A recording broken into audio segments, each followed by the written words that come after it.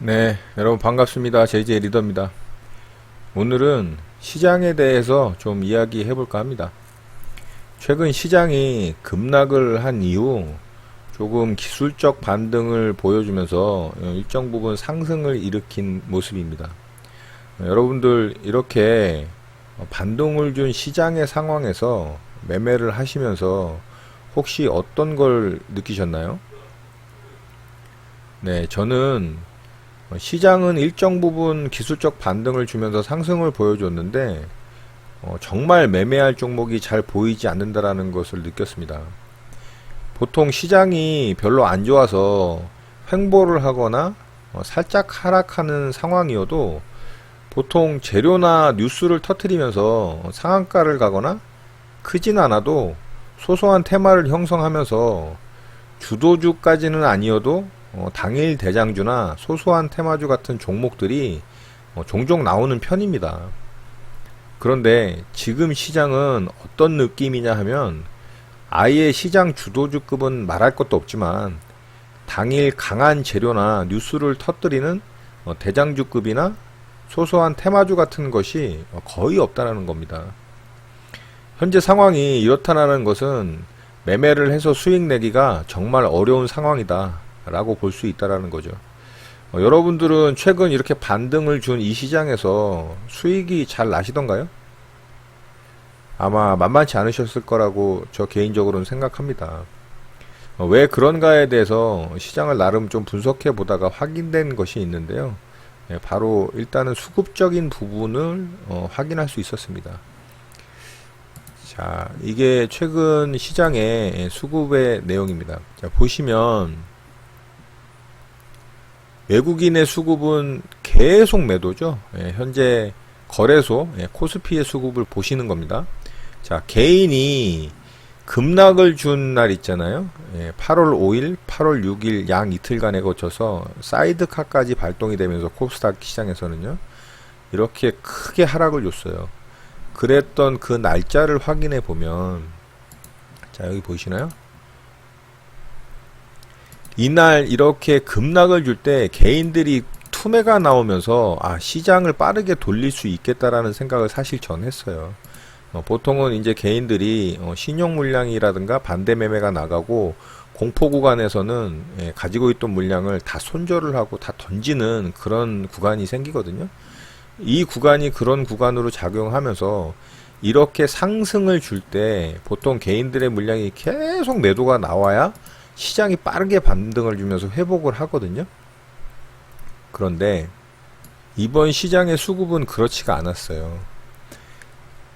8월 5일과 6일 이 양 이틀간 이렇게 급락을 주면서 개인들의 투매가 나오고 기관이 매수로 강하게 수급을 받쳐주면서 외국인들 또한 저는 약간의 수급이 들어오면서 개인들의 투매가 쭉 나오면은 시장이 강하게 반등이 나올 거라고 예상을 했습니다. 개인적으로는. 그런데 그 이틀 이후서부터 이 시장의 반등을 주도한 이 수급이 어떤 거냐면 바로 개인들의 수급입니다. 여기 보이시죠? 개인들이 7일서부터 해서 오늘까지 계속 사고 있는 모습이 보이시죠? 요 이틀의 수급은 얼마 되지 않습니다. 매도가 된 수급. 오늘도 샀어요.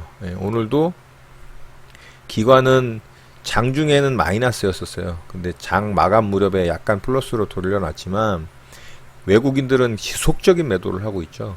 이 개인들의 수급은 제가 예전에 시장에 대해서 언급할 때도 말씀드린 내용이 있지만 개인들의 수급은 응집력이 없습니다. 어떤 종목을 끌어올리는데 강력한 수급을 불어넣어서 종목의 상승 탄력을 일으키는 힘도 없고요. 이 시장의 산업이나 섹터를 갖다가 좌지우지할 정도의 자금력이 응집력이 있어야지 그게 가능한데 개인들의 수급은 그런 게 없죠.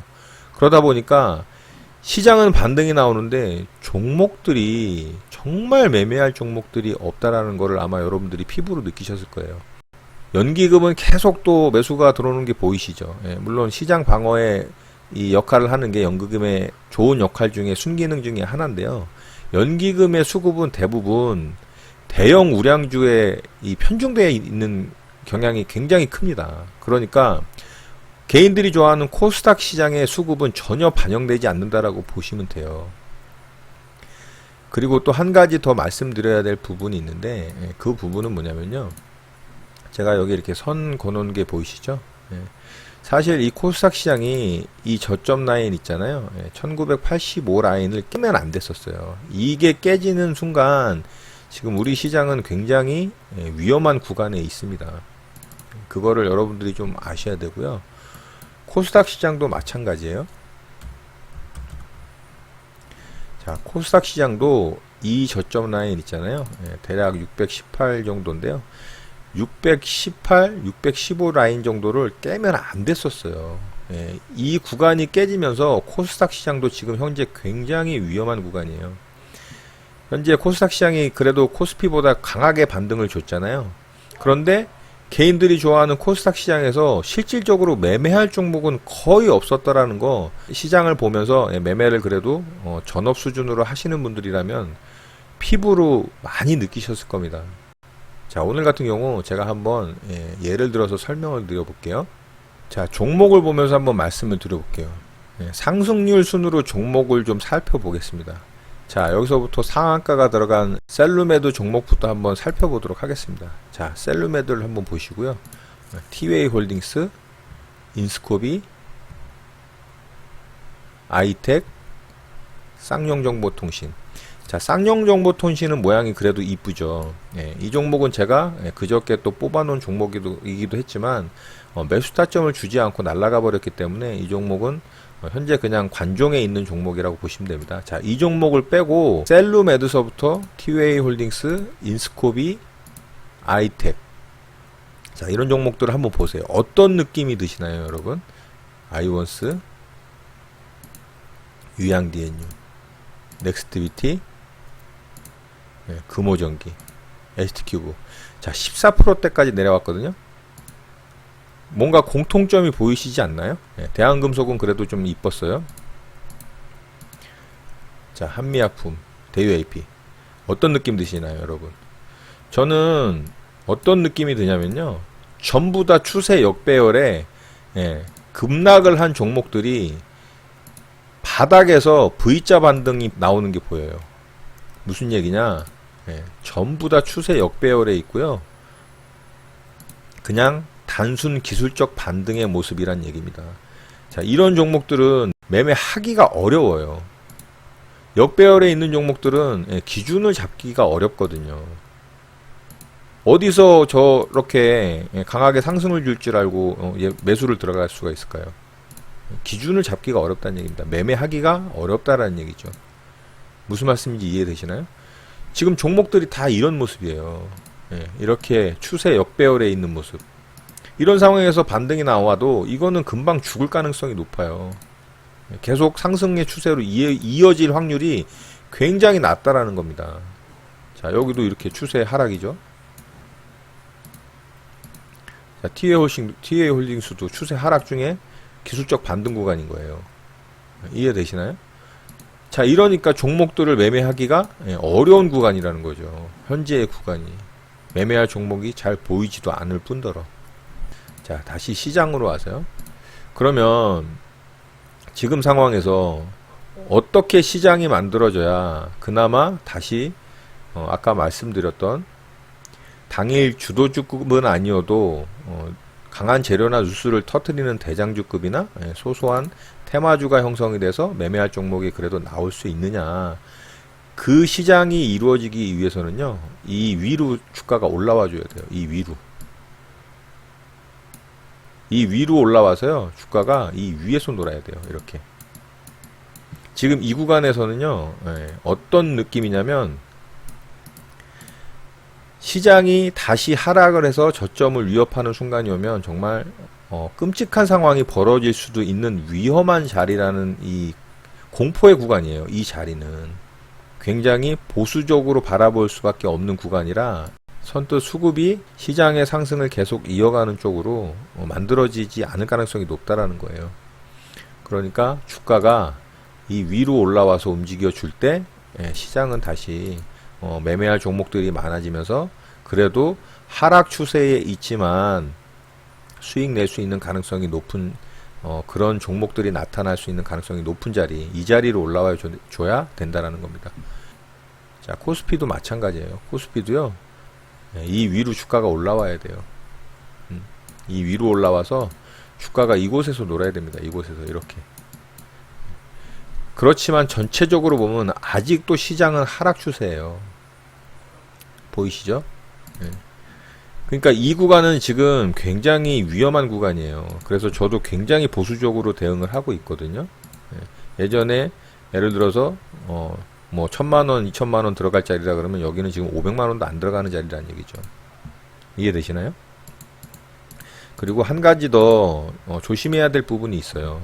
그게 뭐냐면 지금 시장은 외바닥을 찍고 이렇게 반등을 준 모습이에요. 그리고 지금 이 자리는 지금 강력한 저항 라인이 되거든요. 1985 라인 정도.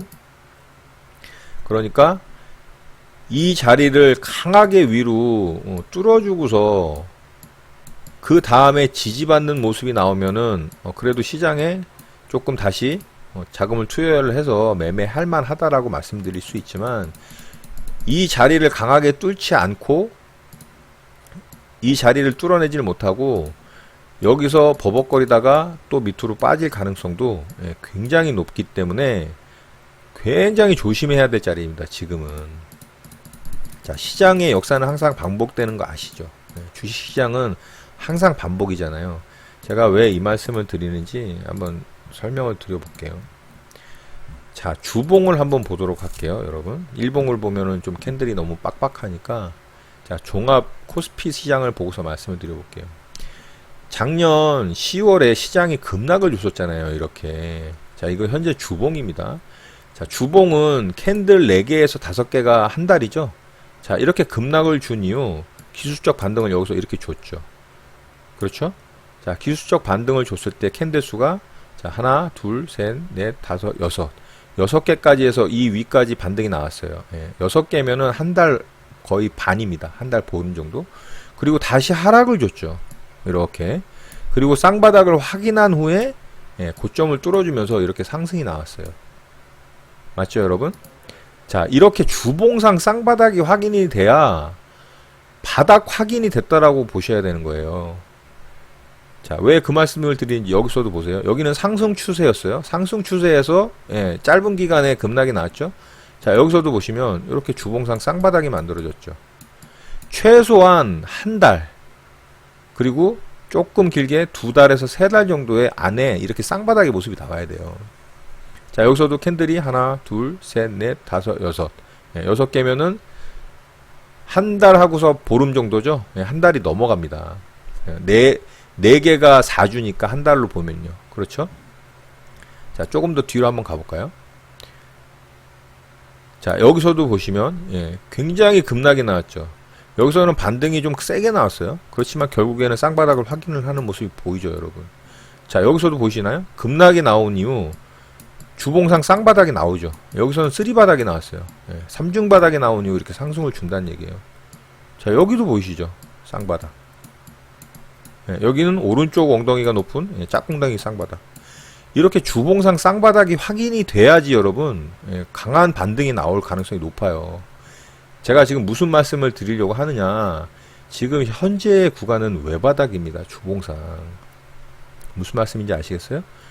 이곳을 완전히 뚫어내도요, 이렇게 만들고 이렇게 가야 돼요. 그래야 이게 바닥 확인이 되는 겁니다. 그리고 이 하락 추세를 뚫어냈을 때 추세는 수평할 수 있는 힘을 만드는 거예요. 상승 추세로 바로 전환되는 게 아니고요. 횡보 추세를, 박스를 만들어야 되는 거예요, 여기서. 그런데 이곳을 뚫어내지 못하잖아요. 1985 라인을. 그럼 여기서 쌍바닥이 이렇게 만들어져야 된다는 얘기거든요. 그러면 결국에는 주가는 한 번 더 이렇게 내려와야 되는 시간이 필요하다는 거죠. 그리고 바닥 확인을 한 후 쌍바닥의 모습을 그렸을 때 상승 추세로 갈지 아니면 여기서 3중 바닥을 만들지, 그거는 시장 상황, 일본과의 관계, 대북 관계, 여러 가지들이 엮여 있는 그 내용들에 의해서 모양이 결정이 되겠지만, 어쨌든 현재 주봉상 외바닥이다. 주봉상 외바닥이라는 거를 꼭 여러분들이 염두를 해 두셔야 돼요. 하락이 또 강하게 나올 수 있다라는 그 상황을 염두에 두시고 매매에 임하시라고 제가 이 말씀을 드리는 겁니다. 이해되시죠? 자, 코스닥도 마찬가지예요. 코스닥도 외바닥이죠. 코스닥도 보시면 여기서도 쌍바닥 주봉이 만들어지는 거 보이시죠? 캔들이 여기서도 하나, 둘, 셋, 넷, 다섯, 여섯, 일곱, 여덟, 아홉, 열, 열하나, 12개. 12개면은 세 달입니다. 세 달. 그렇죠? 세 달 동안 쌍바닥을 만들었어요. 자, 여기서도 마찬가지죠. 여기서도 대략 2달 정도 쌍바닥 만들고 상승 주죠. 자, 여기서도 마찬가지죠. 하락 주고, 여기서도 대략 3달에서 4달 정도 만들고서 쌍바닥 만듭니다. 그러니까 여기서도 외바닥으로 이렇게 가는 경우는 없어요, 여러분. 그러니까 지금 구간은 뭐예요? 지지받았던 구간이 깨져 내려간 저항으로 바뀐 자리잖아요. 지지와 저항으로 설명을 드리자면. 그러니까 이 구간은 굉장히 조심을 해야 되는 구간이에요, 지금. 무슨 말씀인지 아시겠죠? 자, 일봉으로 다시 볼게요. 그러니까 제가 쌍바닥을 만들더라도 여기로 들어와서 만들면 좋다라는 얘기예요. 이렇게 만들어지면은 좋다라는 얘기입니다.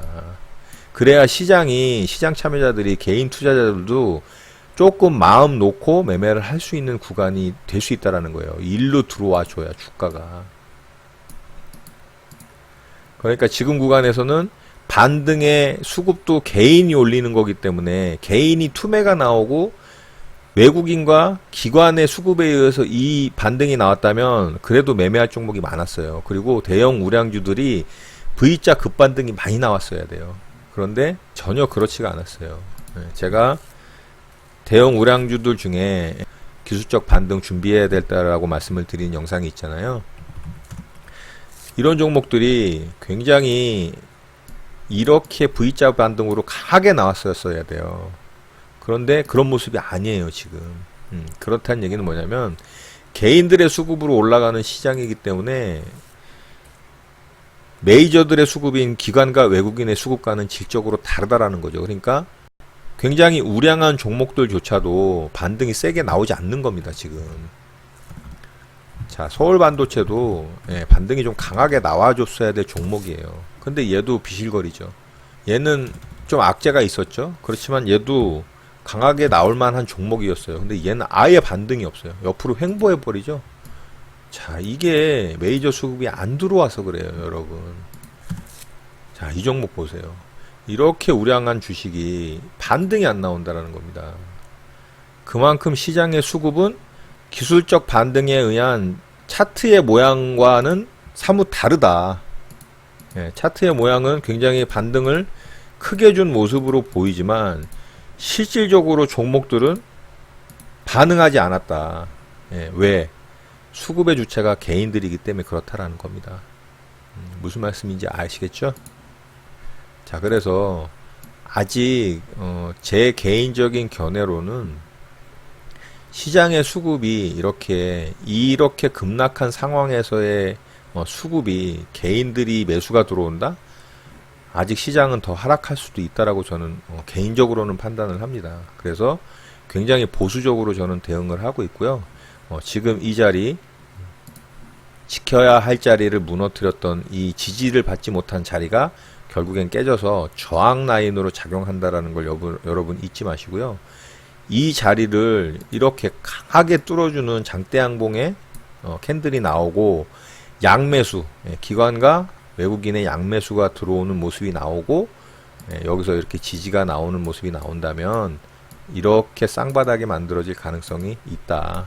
그리고 주가가 이곳에서 박스를 만들다가 상승으로 전환을 한다면 그때 정말 준비를 잘 하셔서 종목들을 대응을 해서 수익을 잘 내실 수 있는 그런 시장이 올 가능성이 있다라고 저는 개인적으로 생각을 합니다. 그래서 지금 자리는 굉장히 좀 위험한 구간이다. 조심을 하시면 좋겠다 라고 생각을 좀 합니다. 자, 제가 말씀드린 부분은 제가 분석한 개인적인 의견이니까 여러분들이 바라보는 또 시장의 모습 그리고 시장에 대한 분석들이 있으실 거예요. 제가 말씀드린 부분을 여러분들이 생각하는 부분과 참고를 하셔서 판단을 하시는데 긍정적인 방향으로 잡아가실 수 있도록 좋은 참고 자료로 사용하시길 바라겠습니다. 자, 오늘 내용은 이것으로 마치도록 하겠습니다. 많이 어려운 시장이고요. 정말 여러분들의 자산을 잘 지키시고 또 좋은 시장이 왔을 때 준비 잘 하셔서 빠르게 손실분이 있으시다면 회복을 하시고, 또 준비를 하시는 분이 있다면 준비를 잘 하셔서 좋은 시장이 왔을 때 큰 수익 내시는 여러분들 되셨으면 좋겠습니다.